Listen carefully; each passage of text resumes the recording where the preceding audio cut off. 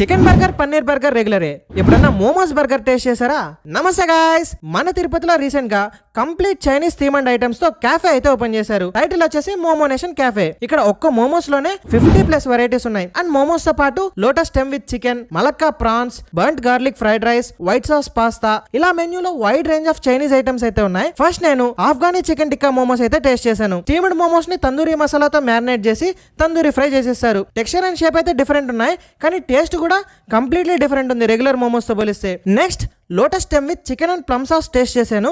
ఇది little bit sweet touch తో ఉంది, బట్ తినంగా దాంట్లో ఉన్న స్పైస్ అయితే తెలిసింది. Next item crackling spinach. ఇదైతే పేపరీగా ఉంది. సాల్ట్, స్వీట్ అండ్ క్యాష్యూస్ తో సర్వ్ చేశారు. నేనైతే ఫస్ట్ టైం ఇట్లాంటి ఐటమ్ ట్రై చేశాను, చాలా బాగుంది. నెక్స్ట్ క్యాంటనీస్ నూడిల్స్ వచ్చింది. అసలు ఇదైతే చూసాక కంప్లీట్లీ డిఫరెంట్ ఉంది.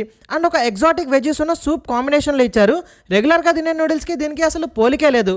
పక్కా చైనీస్ టైపే అని చెప్పేయచ్చు.